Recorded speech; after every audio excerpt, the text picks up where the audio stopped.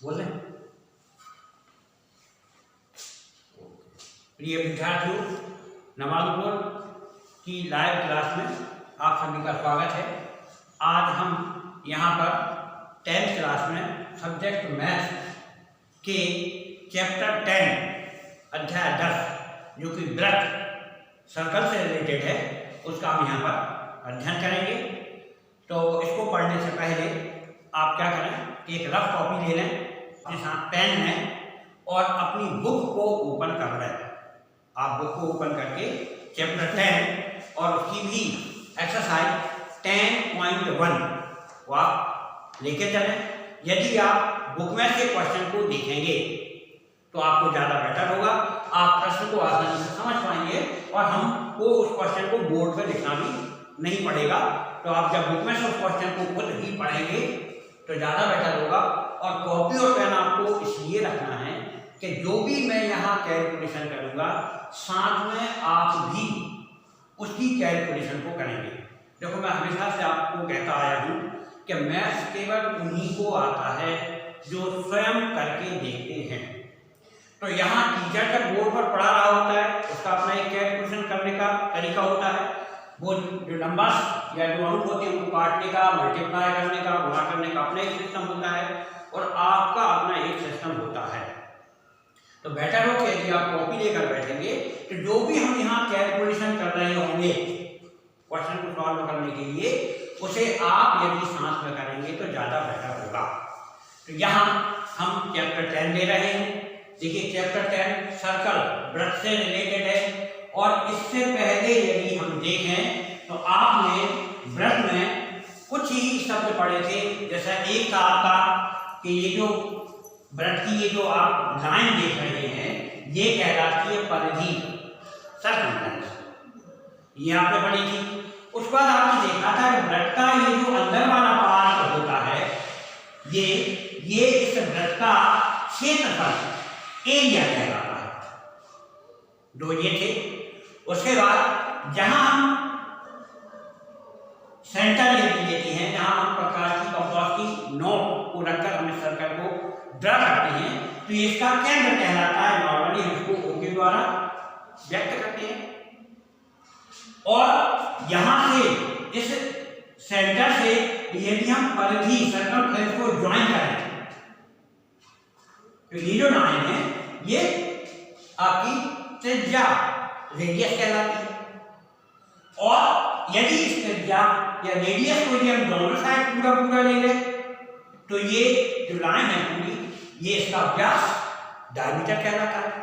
तो अभी आपने परिधि, सर्कमफ्रेंस, क्षेत्र या क्षेत्रफल, एरिया, सेंटर, केंद्र और डायमीटर, व्यास, ये शब्द आपने देखे थे। यहाँ जब हम 10th क्लास में इस सर्कल को पढ़ेंगे तो यहाँ आपको कुछ और नए शब्द आपको मिलेंगे। इसके अलावा इस सर्कल को और क्या हो सकता है ये भी आपको देखने को मिलेगा। अब आप कल्पना कीजिए कि आप एक ऐसी लाइन ड्रा करते हैं, एक ऐसी लाइन खींचते हैं जो इस वृत्त की परिधि को, इसकी जो सर्कमफ्रेंस है उसको केवल एक पॉइंट पर टच करे। सपोज आपने ये लाइन P और Q ले ली और हमने देखा कि ये इस सर्कमफ्रेंस को, इस परिधि को केवल 1 पॉइंट पर, सपोज आपने ले लिया कि ये R है, इस पॉइंट पर टच कर रही है। तो अब इसकी ये जो लाइन है ये स्पर्श रेखा कहलाएगी। मतलब ऐसी रेखा जो वृत्त की परिधि को किसी एक पॉइंट पर, एक बिंदु पर स्पर्श करे, वो उसकी स्पर्श रेखा टेंजेंट लाइन कहलाती है। तो यहाँ पर आपका एक नया शब्द आया, वो है टेंजेंट लाइन या स्पर्श रेखा। ये वृत्त की परिधि को केवल एक बिंदु पर, 1 पॉइंट पर ही इसको स्पर्श करेगी, टच करेगी। तो ये एक नया शब्द हुआ आपका स्पर्श रेखा, टेंजेंट लाइन। अब आप कल्पना करें कि एक ऐसी रेखा भी आप इसमें खींच सकते हैं जो इस वृत्त को प्रतिच्छेद करते हुए निकल जाए। सपोज ये हमने ले ली M और ये ले ली M, एक हमने रेखाखंड लिया है जो वृत्त की परिधि को, ये सर्कल की जो सर्कमफ्रेंस है, इसको 2 पॉइंट पर सपोज ये पॉइंट एस है और ये जो पॉइंट है ये टी है, तो यहाँ एस और टी ये 2 पॉइंट्स हैं जिन पर ये इसको इंटरसेक्ट कर रही है, प्रतिच्छेद कर रही है। ये स्पर्शरेखा थी जो केवल 1 पॉइंट पर इसको स्पर्श कर रही थी, और ये एक ऐसी लाइन है जो इस वृत्त की परिधि को, इसकी जो सर्कल की सर्कमफ्रेंस है उसको 2 पॉइंट पर प्रतिच्छेद कर रही है, इंटरसेक्ट कर रही है। तो ये इसकी प्रतिच्छेदी रेखा है, छेदक रेखा जिसको हम कहें, ये इसकी छेदक रेखा सीकेंट कहलाती है। तो अब आपके 2 वर्ड या 2 समझ आ गए। एक है स्पर्श रेखा जो वृत्त की परिधि को केवल एक बिंदु पर स्पर्श करती है, और एक ऐसी रेखा जो वृत्त की परिधि को, सर्कल की जो सर्कमफ्रेंस है, इसको यदि ये प्रतिच्छेद करती है 2 पॉइंट्स पर, तो ये इसकी छेदक रेखा या सीकेंट लाइन कहलाती है। और ये स्पर्श रेखा में हमने देखा था कि केवल एक ही पॉइंट पर स्पर्श करती है, तो ये इसका स्पर्श बिंदु कहलाता है, ये स्पर्श बिंदु या पॉइंट ऑफ कांटेक्ट कहलाता है। तो यहाँ आपकी स्पर्श रेखा हुई, टेंजेंट लाइन हुई, दूसरी आपकी छेदक रेखा सीकेंट लाइन हुई, और थर्ड आपका है स्पर्श बिंदु, ये आपका पॉइंट ऑफ कांटेक्ट हुआ। तो ये 3 शब्द आपको यहाँ पढ़ना है, और इन्हीं तीनों से ही रिलेटेड अब आपको क्वेश्चन को सॉल्व करना है। तो हम यहाँ पर अब एक्सरसाइज 10.1 को स्टार्ट करें। आप देखें 10.1 में जो फर्स्ट क्वेश्चन आपको दिया है उसको हम पढ़ें, और इस डायग्राम को देखकर, इस चित्र को देखकर बहुत आसानी से आप उनके आंसर दे सकते हैं। जैसा उन्होंने कहा है कि एक वृत्त की कितनी स्पर्श रेखाएं हो सकती हैं, how many tangents can a circle have. तो आप देख रहे हैं कितनी स्पर्श रेखा हो सकती हैं, आप आसानी से उसको विचार कर सकती हैं, सोच सकते हैं ये भी एक स्पर्श रेखा हो सकती है, ऐसा भी यदि हम विचार करें तो ये भी एक स्पर्श रेखा हो सकती है, ये भी स्पर्श रेखा हो सकती है, यहाँ भी एक स्पर्श रेखा हो सकती है। तो मैनी लाइन, बहुत सारी लाइन है जो इस सर्कल पर, इस वृत्त पर स्पर्श रेखा या टेंजेंट के रूप में हम ड्रा कर सकते हैं, बना सकते हैं। तब आप अपने सोच लीजिए कि फर्स्ट का क्या आंसर हो सकता है। तो क्या हुआ आपका, एक वृत्त की कितनी स्पर्श रेखा हो सकती है, तो अनंत या बहुत सारी स्पर्श रेखा हो सकती हैं, तो मैनी लाइन। अब इसका सेकंड क्वेश्चन जो दिया हुआ है वो है फिल इन द ब्लैंक्स, खाली स्थानों को हमको भरना है। तो इसी डायग्राम को देखकर आप आसानी से इसका उत्तर दे सकते हैं। देखिए अपन डायग्राम दोबारा बनाते हैं और ये जो ब्लैंक्स हैं इनको हम फिलअप करते हैं। तो इजी है, ये हमारे सर्कल वृत्त दिया हुआ है।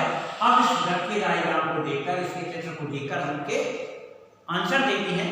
फर्स्ट उन्होंने कहा है किसी वृत्त की स्पर्श रेखा उसे, खाली स्थान है, बिंदुओं पर प्रतिच्छेद करती है। A tangent to a circle intersects it in blank points. तो आप बताएं कि ये जो स्पर्श रेखा है, टेंजेंट लाइन है, ये वृत्त को, सर्कल को कितने पॉइंट पर टच करती है, स्पर्श करती है। तो आपने जैसे भी अपन इसकी पहली बार आपने जब इसको पढ़ा था तो हमने आपको बताया था कि जो स्पर्श रेखा है वो केवल एक पॉइंट पर ही स्पर्श करती है। 1 पॉइंट इसका ऐसा है जहां ये इस सर्कल की सर्कमफ्रेंस को टच करेगी, स्पर्श करेगी। तो फर्स्ट का आंसर है 1, 1। सेकंड उन्होंने कहा वृत्त को 2 बिंदुओं पर छेद करने वाली रेखा को खाली स्थान कहते हैं। A line intersecting a circle in 2 points is called. तो अभी हमने आपको देखा था, बताया था कि जब हम ऐसी कोई रेखा ड्रा करते हैं या खींचते हैं जो इसको 2 पॉइंट पर, यदि इसको ड्रा करे, इसको इंटरसेक्ट करे, प्रतिच्छेद करे, तो इसको हम क्या कहते हैं, छेदक रेखा, सीकेंट लाइन कहते हैं। जो सेकंड वाला आपका ब्लैंक है उसमें क्या आ जाएगा, सीकेंट। मतलब वृत्त को 2 बिंदुओं पर प्रतिच्छेद करने वाली रेखा को छेदक रेखा कहते हैं। या a line intersecting a circle in 2 points is called secant. अब इसके हम थर्ड जो ब्लैंक सर्कल को देखें, उन्होंने कहा है एक वृत्त की खालीसन समांतर स्पर्शरेखा हो सकती है। A circle can have blanks parallel tangents at the most. अब पैरेलल लाइन की आपने इससे पहले जो चैप्टर्स आपने पढ़े 9th क्लास में आपने पढ़ा था, उसमें आपने देखा था कि ये जो पैरेलल लाइन है ये होती है या ऐसी हो सकती है, ये लाइन पैरेलल लाइन कहलाती है। तो यहाँ अगर आप देखें कि यदि इस सर्कल में आपको पैरेलल लाइन ड्रा करना है तो आप कितनी लाइनें ड्रा कर सकते हैं, कितनी लाइनें हैं जो पैरेलल हो सकती हैं। देखिए सपोज आपने एक ये लाइन ले ली जो इसकी टेंजेंट इस पर रेखा है। अब इसके पैरेलल आपको और कितनी लाइन आप ड्रा कर सकते हैं, टेंजेंट लाइन, नॉट सीकेंट। तो ये निश्चित है कि दूसरा आपका जो होगा वो केवल ये हो सकती है, ये दोनों लाइनें पैरेलल हैं। या आप ऐसी ले लें, सपोज आपने ये लाइन ले ली, ये इसकी टेंजेंट लाइन थी, इस पर रेखा हो गई। तो अब इसके पैरेलल यदि आपको लाइन लेना है, पैरेलल, तो ये सेकंड जो लाइन है आपकी, इसकी जो पैरेलल लाइन आएगी वो ऐसी ही हो सकती है। और आप यदि कल्पना करें तो आप एक ऐसी लाइन ले लें, ये पैरेलल लाइन है, ये एक आपकी टेंजेंट है, इसके पैरेलल अगर आपको लेना है निश्चित है कि आपको इसके पैरेलल ऐसी ही लाइन ड्रा करना पड़ेगी। तो आप इसका अगर आंसर हम देखें तो क्या होता है 2, मतलब यदि हम ऐसी लाइन है तो केवल 2 ही हो सकती हैं, 2 से ज्यादा नहीं हो सकती इस पर से टेंजेंट। तो अब इसका आंसर आपका क्या हो गया है कि एक वृत्त की 2 समांतर स्पर्शरेखाएं हो सकती हैं, या एक circle can have 2 parallel tangents at the most. इसके बाद हम फोर्थ क्वेश्चन को देखें। इसके तो उन्होंने कहा है एक वृत्त तथा उसकी स्पर्श रेखा के ओवेनिस्ट बिंदु को कहते हैं the common point of a tangent to a circle and the circle is called. तो मैंने आपको कहा था कि हम स्पर्श रेखा खींचते हैं तो ये टेंजेंट लाइन हम जो खींचते हैं तो ये सर्कल को किसी एक पॉइंट पर ही टच करती है, और ये जो पॉइंट है ये क्या कहलाता है, स्पर्श बिंदु कहलाता है, पॉइंट ऑफ कांटेक्ट कहलाता है। तो हम पॉइंट ऑफ कांटेक्ट आएंगे, यानी हम वो अलग करते हैं, ये हो जाएगा वृत्त तथा उसकी स्पर्श रेखा के ओवेनिस्ट बिंदु को स्पर्श बिंदु कहते हैं। The common point of a tangent to a circle and the circle is called point of contact. ये पॉइंट ऑफ कांटेक्ट कहलाएगा। तो ये आपका सेकंड क्वेश्चन था, ब्लैंक का था, ये आपका पूरा हुआ। आप ध्यान रखिएगा कि इस समय जो 10th का पेपर जब बोर्ड का सेट होता है और उन्होंने पैटर्न दे रखा है, उसमें आपने देखा होगा कि 32 मार्क्स के क्वेश्चन 1 मार्क्स के होते हैं। मतलब ये जो आपके 32 नंबर के जो प्रश्न हैं वो ऐसे ही ऑब्जेक्टिव टाइप के होते हैं, कुछ ब्लैंक्स के होते हैं, ट्रू एंड फॉल्स होते हैं, मैचिंग टेबल्स होती है, अदर ऐसे 32 मार्क्स के क्वेश्चन होते हैं। आप उनको भी हर चैप्टर में ध्यान से पढ़ेंगे। अब हम इसका थर्ड क्वेश्चन लेते हैं। यहाँ ये क्वेश्चन आपको अब सॉल्व करना है। तो यहाँ आपको समझाते हुए मैं आपको डायग्राम बनाऊंगा, उस डायग्राम को देखकर आप उसका सॉल्यूशन सोचेंगे। सो इजी, बहुत ही सरल चैप्टर है ये, आसानी से आप इसको कर सकती हैं। तो हम एक बार इसके क्वेश्चन को रीड कर लें, पढ़ लें और फिर हम इसको सॉल्व करते हैं। हम क्या आप इसको सॉल्व करेंगे इसको। तो देखिए इसका जो क्वेश्चन है ये दिया हुआ है 5 सेंटीमीटर त्रिज्या वाले।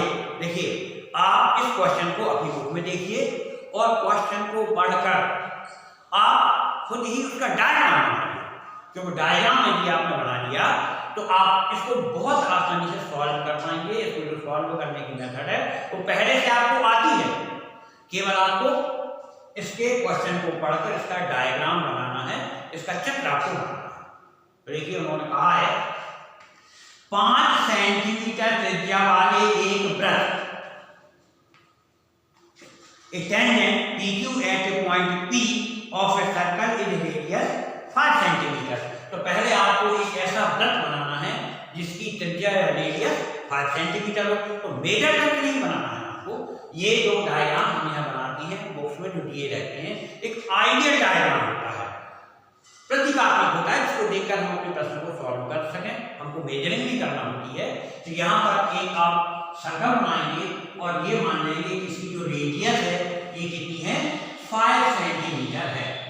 ये हमने एक सर्कल ले लिया, ये इसका सेंटर है और इसकी जो रेडियस है ये कितनी है, 5 सेंटीमीटर है। अब आगे उन्होंने कहा है 5 सेंटीमीटर त्रिज्या वाली एक वृत्त के बिंदु P पर स्पर्श रेखा PQ केंद्र O से जाने वाली एक रेखा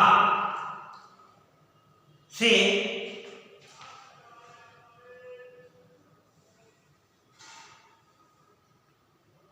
a tangent PQ at a point P of a circle of radius 5 cm meets a line through the center O at a point Q, बिंदु Q पर, so that OQ equal to 12 cm length of PQ is।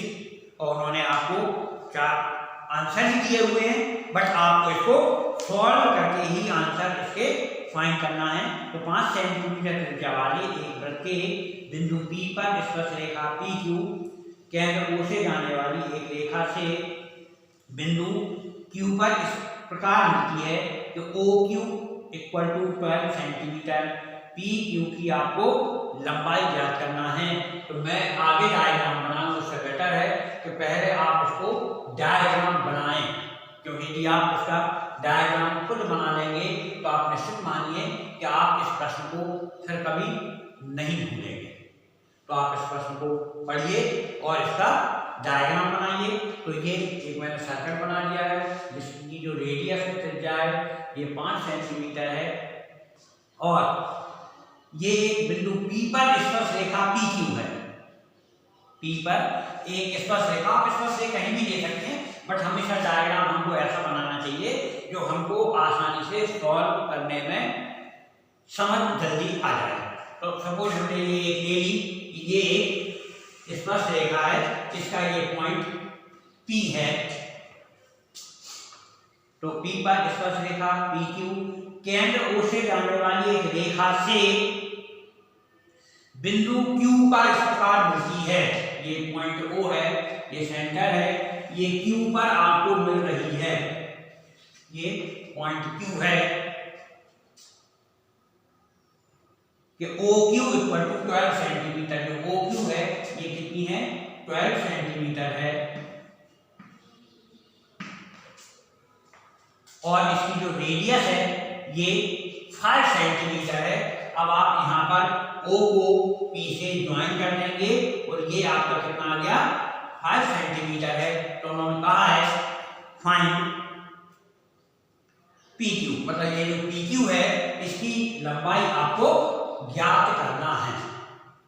प्रश्न को देखें, diagram को देखें, क्योंकि आप ये मान लें कि यदि ये डायग्राम आप बना देते हैं तो ये डायग्राम बनाने के बाद बहुत आसानी से आप इसके प्रश्न को या इस प्रश्न को बहुत आसानी से आप इसे सॉल्व कर पाएंगे।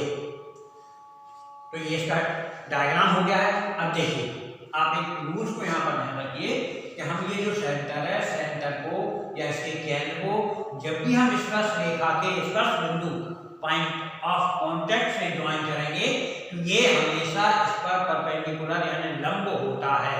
तो आप हमेशा ध्यान रखेंगे कि ये जो केंद्र है, केंद्र से जब भी आप स्पर्श रेखा के स्पर्श बिंदु को इससे ज्वाइन करेंगे, मतलब सेंटर को जब भी आप पॉइंट ऑफ कांटेक्ट से आप ज्वाइन करेंगे तो इस पर परपेंडिकुलर होगा, लंब होगा। इट मींस OP परपेंडिकुलर है PQ के, मतलब यहाँ ये परपेंडिकुलर है, इट मींस ये जो एंगल है ये कितने का है, 90 डिग्री का है। यहां पर ये आपका राइट एंगल ट्रायंगल हो गया है। अब इस राइट एंगल ट्रायंगल में आपको O से लेकर P तक का जो डिस्टेंस है वो आपको दिया हुआ है, इसे रेडियस के में लिया है, और O से लेकर Q तक का जो डिस्टेंस है वो भी आपको दिया हुआ है, 12 सेंटीमीटर है।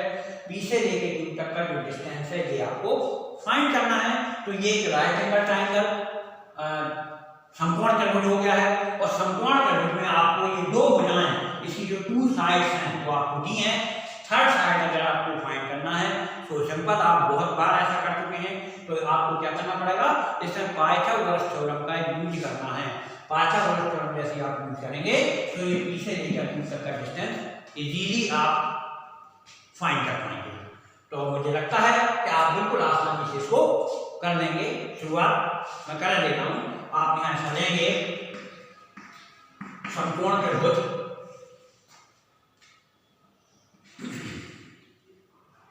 OPQ में इन right angle triangle OPQ by Pythagoras theorem